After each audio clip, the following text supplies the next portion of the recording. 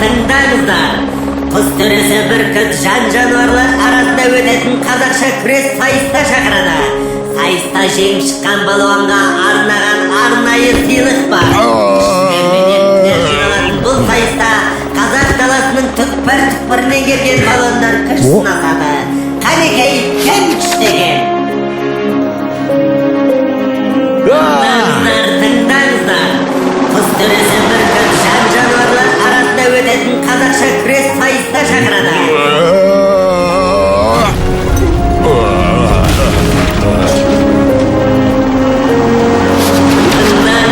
Тыңдаңыздар. Құс төресі бүркіт жан-жануарлар арасында өтетін қазақша күрес сайыста шақырады. Сайыста жеңіп шыққан балуанға арнаған арнайы сыйлық бар. Күштілер мен еттілер жиналатын бұл сайыста қазақ даласының түкпір-түкпірінен келген балуандар күш сынасады. Қанекей кім күштеген?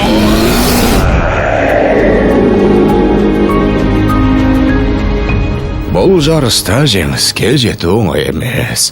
Саған көп жаттығу қажет, балам. Қазірден бастап дайындыққа кірісейік. Мен дайынмын.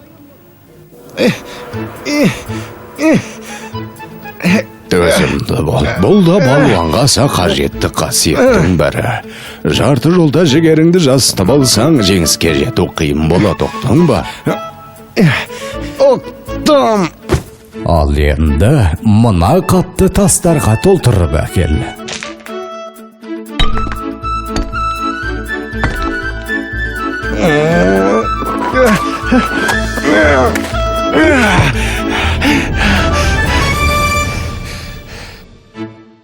Ата, қапшық толы тастың күреске не қатысы бар?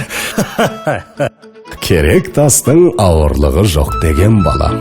Неғұрлым жаттығуда қиын болса, сайыста оңай болады. Алдыңда сенен салмағы басым, қарсыласың тұр деп есепте.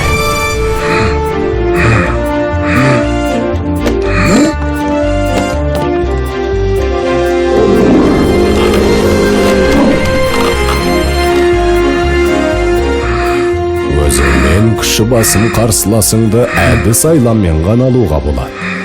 Мысалы, анда қарашы.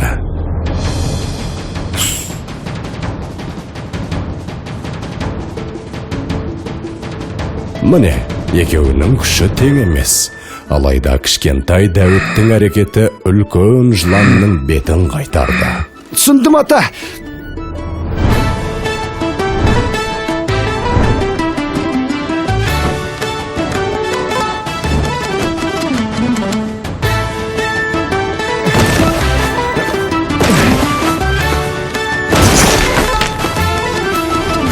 Міне балам, сен сайысқа дайын болдың.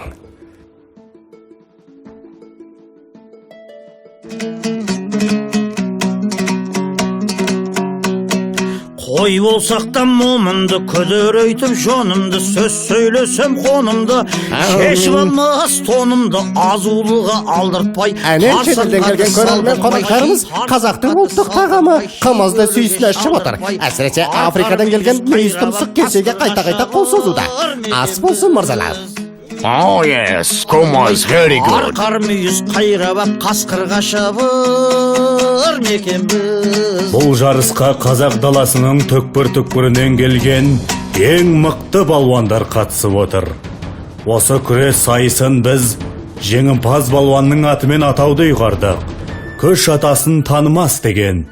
Бәріңізге де жеңіс жолында сәттілік тілейміз. Мүйіз тұмсық қымызға ертіп, тұмсығымен жер сөзі түреніп қалыпты ғой. Обалай! Алғашқа жұп қасқыр мен қоян. Қасқыр қасқырлығын істеп менсінбей тұрған сияқты. Төреші дуадақтың да басы дуылдап тұр. Жарайсың қоян. Қорқа батыр болды деген міне осы. Ортаға екінші жұп шақырылды. Арқар мен борсық. Арқар бірден шабуылға шығып, борсықты тықсырып барады. Қойды деймін ау. Бәрекелді. Борсық балуан арқардың аяғын аспаннан келтірді. Үшінші жұп аюдай ақырған аю. Қабандай күркіреген қабанмен күрескені жатыр. Аю балуан әдегенді атып ұрып жеңіске жетті. Қандай ғажап. 4-ші жұпқа кезек келді. Тау батыры Барыс пен Қызылқұмнан келген Келес балуан. Міне бел ұстасты, Барыс шалыс қимылмен Келесті атып ұрды. Я, Келеске жеңіс елес боп қалғандай. Жартылай финалға қиналмай шыққандар. Қоян мен Аю, Борсық пен Барыс балуандар. Іске сәт.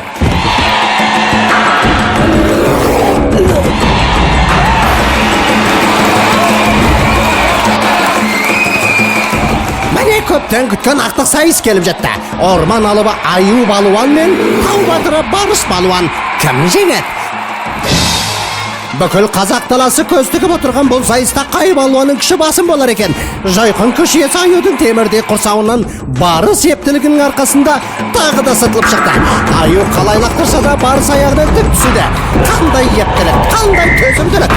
Барыстың жеңіске деген жігеріне таңданбас амал жоқ. Мұндайда әдіс айла артық етпес еді. Өзіңнен күші басым қарсыласыңды әдіс айламен ғана алуға болады.